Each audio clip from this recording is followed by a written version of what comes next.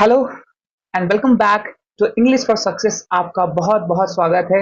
और सबसे पहले आपको 80th ऑफ इंडिपेंडेंस डे की बहुत बहुत शुभकामनाएं। और 15 अगस्त के इस एडिटोरियल को आज हम लोग डिस्कस करेंगे और ये देखेंगे कि ग्रामेटिकल कॉन्सेप्ट्स का सही अप्रोच करके हम कैसे इंग्लिश को हिंदी में चेंज कर सकते हैं और साथ ही साथ वोकैबुलरी को भी सही से समझ सकते हैं। और ये जो सेशन है आप लोग के लिए बहुत ही ज्यादा कारगर साबित होगा, स्पेशली उन लोगों के लिए जो इंग्लिश में अपनी समझ को और बढ़ाना चाहते हैं। सो I'll see you at the end of the session. Let's get started. Today's topic is Internet Unbound. Unbound का मतलब यहाँ अबाधा, असीम, यानी कि इंटरनेट जो है वो असीम है, अनबाउंड है। अब उस पर लिखा गया on the summoning of Meta staff. Meta staff को बुलाने पर, मेटा स्टाफ को समन किया गया। समन स्पेशली हम लोग यूज करते हैं जब लीगली किसी को बुलाया जाता है, कानूनी तौर पे। India social media now resemble China's tightly controlled cyber space. Bharat का स्पेशल मीडिया अब चीन के कड़े कंट्रोल वाले साइबर स्पेस जैसा दिखता है। इंडिया सोशल मीडिया नाउ, ये पूरा का पूरा सब्जेक्ट है। रिजेंबल इसका वर्ब है। China's tightly controlled cyber space, ये जेनेटिव केस है। इधर भी नाउन और इधर भी नाउन, हालांकि इसका अलग ही कहानी है। टाइटली एडवर्ब है, कंट्रोल एडजेक्टिव है और साइबर स्पेस नाउन है। साइबर स्पेस का मतलब होता है वो सारी व्यवस्था, इंटरनेट की वो सारी व्यवस्था जिसके आधार पर हम लोग वीडियो अपलोड करते हैं, नेट सर्फिंग करते हैं, पोस्ट करते हैं, वो सारी व्यवस्थाओं को साइबर स्पेस के अंतर्गत रखा जाता है। I hope it is clear. The union government has summoned Facebook and Instagram parent Meta and given senior staff from the form a dressing down. तो कहा जा रहा है सेंट्रल गवर्नमेंट ने, यह सब्जेक्ट है, हैज हेल्पिंग वर्ब है, summoned इसका मेन वर्ब है। समन भेजा है किसको? फेसबुक और इंस्टाग्राम को। फेसबुक और इंस्टाग्राम के पेरेंट जो कंपनी है मेटा। आप देखते होंगे जब भी हम फेसबुक और इंस्टाग्राम यूज करते हैं तो सबसे पहले मेटा दिखता है। मेटा इसकी पेरेंट कंपनी है। And given senior staff from the firm are dressing down. Dressing down का मतलब यहाँ पे हो गया स्कोल्ड करना, डांटना, फटकार लगाना। और उसके कुछ सीनियर स्टाफ्स को फ्रॉम द फर्म, फर्म से क्या पढ़ा है? स्टाफ। ड्रेसिंग डाउन पढ़ा है, यानी कि डांट पड़ी है, फटकार लाया गया है उसको। इसके वर्ड मीनिंग को समझते हैं।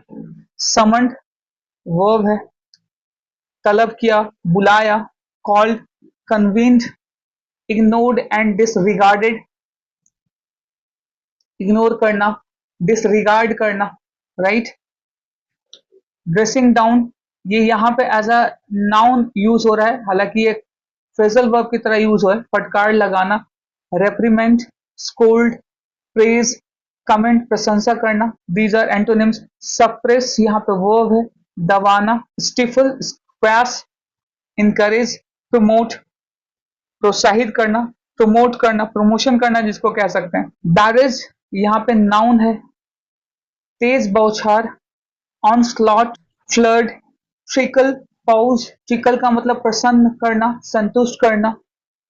पॉज का मतलब रुकना। These are antonyms. Take down as ये नाउन यूज हो रहा है, हटाने का नोटिस, रिमूवल, विड्रॉल, एडिशन, पब्लिकेशन, और बढ़ा देना, जोड़ देना, पब्लिसाइज कर देना, उसको चारों तरफ फैला देना कह सकते हैं। एम्ब्लेमेटिक ये एक एडजेक्टिव है, प्रतीकात्मक। टेक डाउन यहाँ पे एज एडजेक्टिव यूज हो रहा है, ध्यान रखिएगा। प्रतीकात्मक, सिंबॉलिक, रिप्रेजेंटेटिव, इनसिग्निफिकेंट, ऑर्डिनरी, अमहत्वपूर्ण, सामान्य जिसको कहते हैं। अब इसको समझते हैं। पब्लिकली ये एडवर्ब है, इसको आप ओपनली भी कह सकते हैं, पूरे खुले तौर पे ये एक एडवर्ब है। The reason is the brief removal in India of a video message by prime minister Narendra Modi. इसका कारण यह है कि एक जो ब्रीफ रिमूवल हुआ है, एक छोटे से क्लिप को रिमूव कर दिया है इन इंडिया में। किसका? Of a video message by prime minister Narendra Modi. एक मैसेज दिया गया था prime minister PM Narendra Modi के द्वारा, एक छोटा सा ब्रीफ था जिसको कि ऑनलाइन प्लेटफॉर्म से हटा दिया गया था। हाउएवर हालांकि the government is hardly making a secret of its intent to nudge Meta to suppress post of a protest such as the one at Jantar Mantar. हालांकि सरकार जंतर मंतर जैसे विरोध प्रदर्शनों की पोस्ट को दबाने के लिए मेटा को उकसाने के अपने इरादे को शायद ही छिपा रही है। तो यहाँ यह भी कहा जा रहा है कि सरकार भी क्या है अपने सीक्रेट को मेकिंग अ सीक्रेट हार्डली, यहाँ पे एडवर्ब है, बहुत ही मुश्किल से मेकिंग अ सीक्रेट सीक्रेट को बनाने या छुपाने के सेंस में ऑफ इट्स इंटेंट अपने इरादे को। इट्स किसके लिए आया है? सरकार के लिए है, गवर्नमेंट के लिए इट्स का यूज किया गया है। इंटेंट अपने इरादे को टू नज हल्का कर देना, पुश ड्रैग करना, that is the meaning of nudge. Meta to suppress, suppress का मतलब टू प्लस वी वन है यहाँ पे, infinitive to plus V one. दबाना, पोस्ट ऑफ प्रोटेस्ट, किसके किसके पोस्ट को? जो प्रोटेस्ट हुआ था, आंदोलन हुआ था उसको। Such as the one at Jantar Mantar, जैसा कि जंतर मंतर पर एक प्रोटेस्ट हुआ था, उस तरीके के प्रोटेस्ट को दबाने के लिए वो क्या है, मेटा को अपने सीक्रेट छुपाने के लिए बोला जा रहा था, उस पर दबाव डाला जा रहा था। A barrage of take down notices have already erased or suppressed some of the more emblematic forms of the protest. Take down notice की एक झड़ी ने विरोध प्रदर्शनों के कुछ ज्यादा खास रूपों को पहले ही मिटा दिया है या या दबा दिया है। तो कहने का मतलब टेक डाउन जो है, बैरिज का मतलब यहाँ पे जो लगातार जो बौछार हो रही थी इस प्रकार के पोस्ट को, मैसेजेस को, उसको टेक डाउन कर दिया गया है, नोटिसेस को हटा दिया गया है। हैव ऑलरेडी इरेज्ड, ये पहले ही इरेज कर दिया गया। हैव यहाँ पे ऑक्सिलरी वर्ब है, ऑलरेडी यहाँ पे एडवर्ब है और इरेज्ड इसका मेन वर्ब है। इरेज कर दिया है या इसको दबा दिया है, सप्रेस्ड कर दिया है। Some of the more emblematic forms of the protest, किसको हटा दिया? कुछ ऐसे एब्लेमेटिक फॉर्म्स जो थे, एक रूप थे किसके? प्रोटेस्ट के, उसको दबा दिया है। प्रतीकात्मक जो ऐसे कुछ प्रतिक्रिया व्यक्त करने वाले जो पोस्ट थे, फॉर्म, उसके फॉर्म्स जो थे, उसको सरकार ने क्या किया है, उस प्रोटेस्ट को दबाने की कोशिश किया या हटा दिया है उन सारे ऐसे जुड़े हुए पोस्टों को जो आंदोलन से जुड़े हुए पोस्ट थे। आई hope it is clear. Instagram reels where users are soon automatically recommended posts from various creators have emerged as one of the most influential forms of mass media in the country। तो Instagram reels की जहां तक बात करें, Instagram reels जहां users are shown, user को दिखाया जाता है, या पैसिव वॉइस में है, यूजर आर शोन, आर यहाँ पे हेल्पिंग वर्ब है और शोन इसका मेन वर्ब है। यूजर्स को दिखाया जाता है ऑटोमेटिकली, स्वतः रूप से, recommended post from various creators, यानी कि वेरियस क्रिएटर्स के द्वारा जो बनाया गया पोस्ट है वो ऑटोमेटिकली क्या था, स्वतः ही वो रिकमेंड कर देता है। कौन? इंस्टाग्राम रील्स की बात की जा रही है। Have emerged as one of the most influential form of mass media in the country। अब ये उभरा है, हैव यहाँ पे हेल्पिंग वर्ब है, इमर्ज का मतलब उभरना, सामने आना, किस रूप में? As one of the most influential, यानी कि एक बहुत बड़े प्रभावशाली फॉर्म्स के रूप में, एक स्टेप के रूप में, एक प्लेटफॉर्म के रूप में उभरा है। ये बात की जा रही है इंस्टाग्राम रील्स की। ये हैव इमर्ज किसके लिए आया है? ये इंस्टाग्राम रील्स के लिए आया है, क्योंकि रील्स यहाँ पे प्लूरल है, सब्जेक्ट है इंस्टाग्राम रील्स, और उसके लिए क्या है, हैव का यूज किया गया है। तो एक बहुत बड़ा प्रभावशाली फॉर्म, एक फॉर्मेट और एक प्लेटफॉर्म के रूप में उभरा है। इस मास मीडिया के लिए एक बहुत बड़े व्यूअर्स हैं इंस्टाग्राम के, उसके लिए देश में, इन द कंट्री, भारत की बात की जा रही है। Seeking separation of political speech on such a platform would put India in unenviable company, joining the ranks of Pakistan, where TikTok was banned for some times in 2021 until it agreed to control immoral, indecent content। तो यहाँ पे ऐसा कहा जा रहा है कि ऐसे प्लेटफॉर्म पर राजनीतिक भाषणों को दबाने की मांग करने से भारत को पाकिस्तान की तरह ही खड़ा होना पड़ेगा। तो सीकिंग कहने का मतलब चाहना, पाना। क्या चाहना? सप्रेशन करना। किसको सप्रेस करना? पॉलिटिकल स्पीच को, राजनीतिक जो स्पीच है, भाषण है, ऑन सच अ प्लेटफॉर्म, इस प्रकार के प्लेटफॉर्म पे, ऑन सच अ यहाँ पे एग्जाम्पल के रूप में यूज किया जा रहा है, इस प्लेटफॉर्म सच अ प्लेटफॉर्म कहने का मतलब इंस्टाग्राम, फेसबुक या आप एक्स की बात कर ले, वही ये सारे प्लेटफॉर्म हैं।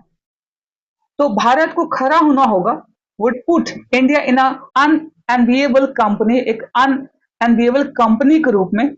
चलिए इसको, इसके वर्ड मीनिंग को समझ लेते हैं। इन्फ्लुएंशियल एडजेक्टिव है, प्रभावशाली, पावरफुल, सिग्निफिकेंट, वीक, इनसिग्निफिकेंट, कमजोर कह सकते हैं, अमहत्वपूर्ण कह सकते हैं। अनएनविएबल ये भी एक एडजेक्टिव है, जलन योग्य, अनफॉर्चुनेट, दुर्भाग्यपूर्ण, डिसएडवांटेजियस जिसमें खामियां हैं, कमियां हैं, एनविएबल, डिजायरेबल, गहरी, स्पृहनीय जिसको कह सकते हैं, डिजायरेबल, वांछनीय, आकर्षक, लुभाने वाला, दीज आर एंटोनिम्स।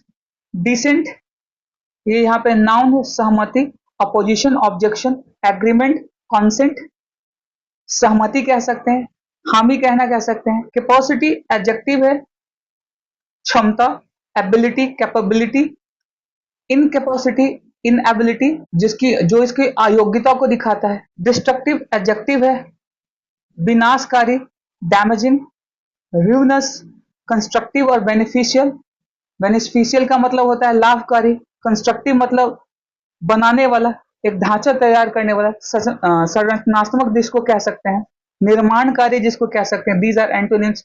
अब समझते हैं। Platform would put India, Bharat को एक प्लेटफॉर्म पे खड़ा होना होगा इन अनविएबल कंपनी, एक अनविएबल कंपनी के रूप में, joining the rank of Pakistan where TikTok was banned, और उसको पाकिस्तान के रैंक के तरह ज्वाइन करना पड़ेगा। यानी कि जिस तरीके से पाकिस्तान ने एक रैंक पे आके एक स्टेप पे आके उसने एक लिया, वेयर जहां, वेयर किसके लिए आया है, ये पाकिस्तान के लिए आया है, ये रिलेटिव प्रोनाउन है, एडवर्बियल की तरह काम कर रहा है। टिकटॉक वाज बैंड, टिकटॉक को बैन कर दिया गया, प्रतिबंधित कर दिया गया। वाज यहाँ पे हेल्पिंग वर्ब है, बैंड इसका मेन वर्ब है। टिकटॉक को बैन कर दिया गया फॉर सम टाइम, कुछ समय के लिए, इन 2021 2021 में। अंटिल कंजंक्शन है, जब तक कि it agree to control immoral और इनडिसेंट कंटेंट, जब तक कि वो तैयार नहीं हुआ। इट किसके लिए आया है, ये जो कंपनियां हैं, स्पेशली मेटा कंपनी की बात की जा रही है। अग्रीड ये पास्ट इंडेफिनिट का टेंस है, ये V2 है, जब तक कि वो तैयार नहीं हुआ। अंटिल क्या है, अपने आप में एक नेगेटिव मीनिंग लेकर आता है, जब तक कि नहीं, वो तैयार नहीं हुआ। किस चीज के लिए, टू कंट्रोल, नियंत्रित करने के लिए, इमोरल और इनडिसेंट, अनैतिक और अभद्र जैसे कंटेंट को रोकने के लिए, कंट्रोल करने के लिए वो तैयार नहीं हुआ। मोर इंपॉर्टेंटली, मोर यहाँ पे एडवर्ब है, इंपॉर्टेंटली भी यहाँ पे एडवर्ब है। खास करके जो सबसे ज्यादा महत्वपूर्ण बात है, it would bring India much closer to the highly controlled digital ecosystem of China. तो ये सबसे जो महत्वपूर्ण बात ये है, यह भारत को भी एकदम नजदीक लाके खड़ा कर देगा चाइना के डिजिटल इकोसिस्टम के बराबर। टाइटली कंट्रोल, टाइटली यहाँ पे एडवर्ब है, कंट्रोल्ड यहाँ पे एडजेक्टिव है, और डिजिटल यहाँ पे नाउन है।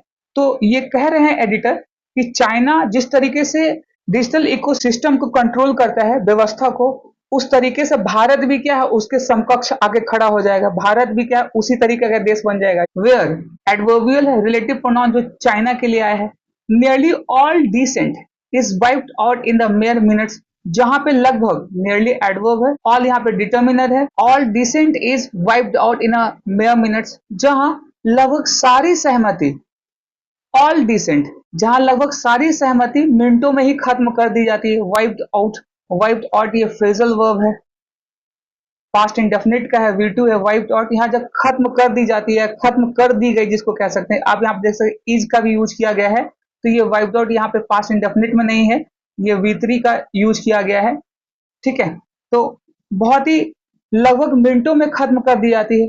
All that possibly stands, all यहाँ पे डिटर्मिनर है, that, all that possibly stands in the way of India's cyberspace drifting to the status quo is a lack of capacity to check post in real time, a problem that is ripe for a destructive AI based solution। तो कहा जा रहा है भारत के cyber space को, उस status को में जाने से रोकने वाला एकमात्र चीज रियल टाइम में पोस्ट चेक करने की क्षमता में की कमी है।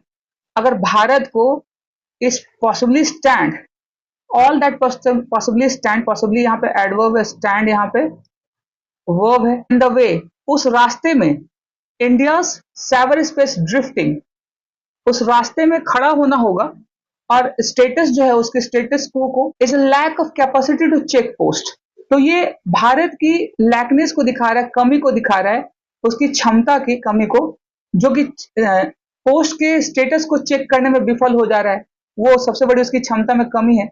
इन रियल टाइम, एक सही समय पर, अ प्रॉब्लम दैट, एक प्रॉब्लम जो दैट यहाँ पर रिलेटिव प्रोनाउन है जो कि प्रॉब्लम के लिए आया है, it's ripe for a destructive AI based solution, जिसका एक उदाहरण ये हो सकता है, एक जिसके लिए एक खतरनाक एआई बेस्ड सॉल्यूशन की जरूरत है, एक निवारण की जरूरत है। यानी कि इस पूरी व्यवस्था को सही करने के लिए जो कि भारतीय सरकार को इन सारे मेटा और जो फेसबुक, इंस्टाग्राम सब पे रोक लगाने के लिए एक डिस्ट्रक्टिव एआई बेस्ड सॉल्यूशन चाहिए, जो कि बहुत ही बड़ा एक खतरा हो सकता है। आगे देखते हैं इसको। Meta is no bastion for resistance in spite of being a central site of the mobilisation over the last few weeks. कहा जा रहा है पिछले कुछ सप्ताह में, over the last few weeks में हुए प्रदर्शनों की सेंट्रल साइट होने के बावजूद मेटा विरोध का गढ़ नहीं है। तो एडिटर कह रहा है Meta is no bastion of resistance, ये प्रतिरोध का कारण नहीं है। वर्ड मीनिंग देख लेते हैं।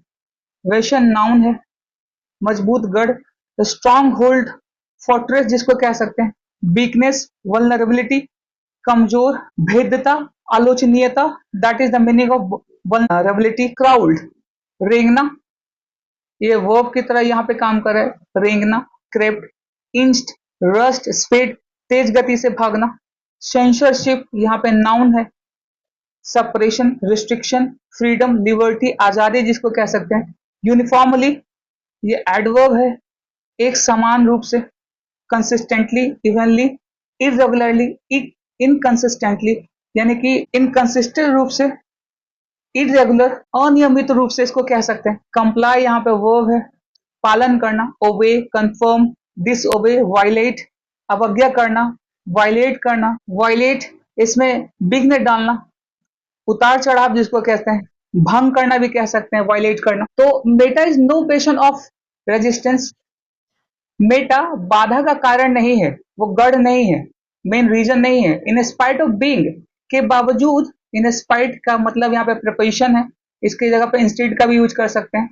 बीइंग अ सेंट्रल साइट, एक सेंट्रल साइट, मुख्य केंद्र होने के बावजूद भी इसका गढ़ नहीं है। Of the mobilisation over the last few weeks, जो मोबिलाइजेशन हो रहा है, जो मूवमेंट हो रहा है कुछ सप्ताह से, उसका मेन कारण मेटा नहीं है। फॉर मंथ्स, महीनों से, it has crawled when asked to bend, महीनों से ये क्राउड किया है जब इसको झुकने के लिए कहा गया है। To bend, ask to bend, झुकने के लिए, 2 + B1। By needlessly taking down every post referred to it under section 79(3)(b of the Information Technology Act 2000। अनावश्यक रूप से, नीडलेसली यहाँ पे एडवर्ब है, अनावश्यक रूप से टेकिंग डाउन, टेक डाउन का मतलब होता है नीचे झुकाना।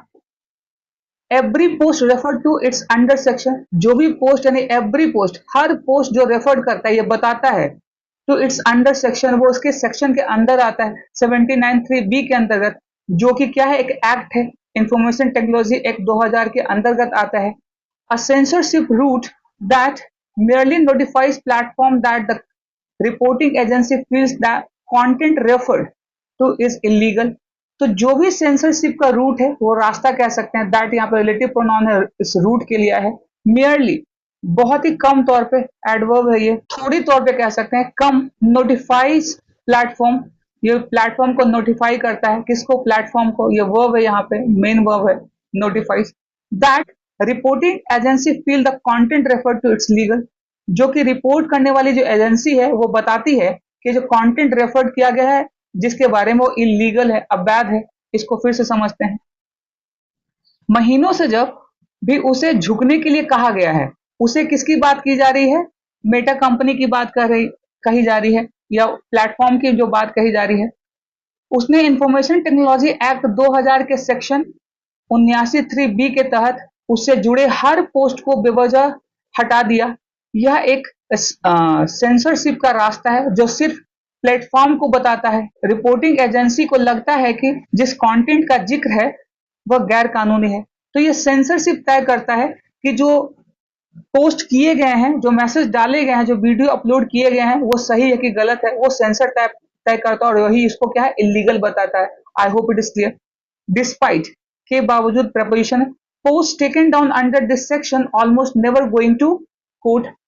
जो पोस्ट टेकन डाउन अंडर जिसको हटाए गए हैं इस सेक्शन के अंतर्गत, ऑलमोस्ट लगभग एडवर्ब है यहाँ पे, नेवर भी एडवर्ब है, निगेशन को दिखा रहे। गोइंग टू कोर्ट, वो कभी कोर्ट जाने के लायक नहीं है, कभी उसको कोर्ट भेजा नहीं गया है। जिस कंटेंट का जिक्र इस सेक्शन के तहत हटाए गए पोस्ट के कोर्ट जाने के लगभग कभी ना होने के बावजूद Meta has informally chosen to comply automatically, Meta ने इसको चूज किया है। अनइनफॉर्मली कहने का मतलब एक समान रूप से इसका यूज किया गया है, ये एडवर्ब है। चूजन इसका मेन वर्ब है, हैज इसका हेल्पिंग वर्ब है। समान रूप से इसको चूज किया है। टू कंप्लाई इसका पालन किया है ऑटोमेटिकली, स्वतः रूप से। तो मेटा की इसमें कोई गलती नहीं है। मेटा का कहना है कि मैंने वो सारे नियम फॉलो किए हैं जो कि इस सेक्शन के अंतर्गत आते हैं, स्वतः मैंने ये किया है। This has set the stage for the arm twisting that the government appears to be undertaking. इसने उस दबाव के लिए समझा माहौल तैयार कर लिया है जो सरकार करती दिख रही है। तो कहा जा रहा है कि दिस किसके लिए है, इस कंपनी के लिए। ये पहले ही से वो सब कुछ सेट कर चुकी है, वो स्टेज सेट कर चुकी है फॉर द आर्म ट्विस्टिंग, जो दबाव बनाने के लिए किया जा सकता है। दैट की आ रहा है किसके लिए, आर्म ट्विस्टिंग के लिए, रिलेटिव प्रोनाउन है। जो गवर्नमेंट तैयार कर रही है, ऐसा प्रतीत हो रहा, अपियर हो रहा है कि गवर्नमेंट इस पर कार्य करने के लिए तैयार है। वो पहले ही से ये जो कंपनियां हैं वो कर चुकी हैं कि सरकार से पहले, क्योंकि वो सारी चीजों को फॉलो कर रही है और सरकार को भी ऐसा नजर आ रहा है कि सरकार भी ये करती दिख रही है कि वो उनके खिलाफ वो स्टेप्स लेगी, उन कंपनियों के खिलाफ, स्पेशली जो मेटा कंपनी है उसकी बात की जा रही है। So I hope it is clear. The conditions that enabled widespread censorship in China were fostered over the decades preceding the internet's growth। तो ये जो कंडीशन है ये दिखाता है कि it enable, that relative pronoun condition के लिए है, इनेबल्ड वाइड स्प्रेड सेंसरशिप। ये वाइड से पूरे विस्तृत रूप में जो इनेबल्ड है, लागू किया गया सेंसरशिप, कहाँ, चाइना में। वर फॉस्टर्ड, वर यहाँ पे हेल्पिंग वर्ब है, फॉस्टर्ड इसका मेन वर्ब, ये पैसिव वॉइस में है। बढ़ावा देना, ये जिसने बढ़ावा दिया है ओवर द डिकेड्स, कुछ दशकों में, प्रिसीडिंग द इंटरनेट ग्रोथ, किसको, इंटरनेट ग्रोथ को, इंटरनेट में जो ग्रोथ हुआ है, वृद्धि हुई है, उसको उसने बढ़ावा दिया है, पोस्टर्स किया है। ठीक है, इसको समझते हैं। चीन में बड़े पैमाने पर सेंसरशिप को मुमकिन बनाने वाले हालात इंटरनेट के बढ़ने से पहले के दशकों में बने थे। ये पहले के दशकों में बने थे, चाइना में भी ये सिचुएशन था। In the absence of those conditions and in the absence of a single party system with a started ideological commitment to centralized control, the internet cannot be tamed। तो कहा जा रहा है उन हालातों के बिना, in the absence of those conditions, ये प्रोफेशनल फ्रेज है, एज अ एडवर्बियल यहाँ पे यूज हुआ। उन हालातों के बिना, अनुपस्थिति में, और सेंट्रलाइज कंट्रोल के लिए एक ही पार्टी के सिस्टम के बिना इंटरनेट को काबू में नहीं किया जा सकता। तो एक ही, जैसे चाइना में कम्युनिस्ट की सरकार है, वहां एक ही सरकार हर साल बनती है, तो उसका कह सकते हैं कि पूरी तरीके से अधिकार है, तो वो जिस तरीके से चाहे इंटरनेट को कंट्रोल कर सकती है। तो यहाँ पे एडिटर ये कह रहे हैं कि सरकार को क्या है, पूरी तरीके से सेंट्रलाइज कंट्रोल करना पड़ेगा, केंद्रीय रूप से इसको नियंत्रित करना पड़ेगा, तभी ये क्या है, कारगर हो सकता है, इंटरनेट को काबू किया जा सकता है, टेम्ड किया जा सकता है। और तब तक ये क्या है, पॉसिबल नहीं होगा। Internet can not be tamed, इसको टेम नहीं किया जा सकता अगर इस प्रकार की सरकार नहीं बनती है। तो एक सिंगल पार्टी सिस्टम होना चाहिए विद स्टार्टेड आइडियोलॉजिकल, जो आइडियोलॉजी को वैचारिक रूप से कमिटमेंट करे, है ना, एक प्रतिबद्धता करे, टू सेंट्रलाइज कंट्रोल, पूरी तरीके से केंद्रित करके कंट्रोल, नियंत्रण करने का। इसके वर्ड मीनिंग को देख लेते हैं। आइडियोलॉजिकल यहाँ पे एडजेक्टिव है, वैचारिक, डॉक्ट्रिनल, theoretical, practical, political और राजनीतिक जिसको कहते हैं, और पॉलिटिकल और प्रैक्टिकल जो कि संभव हो, जो केवल बात करने योग्य है, जो पॉसिबल ना हो, प्रैक्टिकल ना हो। रैपिंग वर्ब है विकृत करना, डिस्टॉर्टिंग, ट्विस्टिंग, स्ट्रेंथनिंग, नॉर्मलाइजिंग, सुदृढ़ बनाना, नॉर्मलाइज करना, सरलीकरण जिसको कह सकते हैं। ड्रैकोनियन ये एडजेक्टिव है, कठोर, दमनकारी, सीवियर, कॉम्प्रिहेंसिव, लीनियंट, जेंटल, विनम्र जिसको कह सकते हैं, लीनियंट, उदार, नरम, डिस्पेंसेशन ये नाउन है, व्यवस्था, रिजीम, एडमिनिस्ट्रेशन, एनार्की, कियोस जिसको अराजकता कह सकते हैं, परेशानी कह सकते हैं, बाधा कह सकते हैं। जेजिस्ट यहाँ पे एक एडजेक्टिव है, समय की भावना, स्पिरिट, मूड, एपैथी, इंडिफरेंस, उदासीनता जिसको कह सकते हैं, असमानता जिसको कह सकते हैं। लाइफ ब्लड, जीवन रस ये एक नाउन है, जीवन शैली जिसको कह सकते हैं, एसेंस, विटालिटी, ड्रेन, वीकनेस, कमी, कमजोरी जिसको कह सकते हैं। एब्रेशन यहाँ पे नाउन है, विचलन, डेविएशन, एनोमली, नॉर्म, नियम, रेगुलरिटी, नियमितता जिसको कह सकते हैं। These are antonyms. अब समझते हैं। But wrapping the public's cultural self perception is damaging for society and must be stopped. But यहाँ पे कंजंक्शन है, कॉन्ट्रास्ट को दिखा रहा है। अगर एक तरफ सही बात है तो एक तरफ नेगेटिव बात की जाएगी। Wrapping verb plus ING present participle है, ये बताते हुए। ये रैप का मतलब होता है विकृत करना, रैप का मतलब लपेटना भी होता है, राइट। तो यहाँ पे कहा जा रहा है लेकिन लोगों की कल्चरल सोच को, सांस्कृतिक सोच को बदलना समाज के लिए नुकसानदायक है।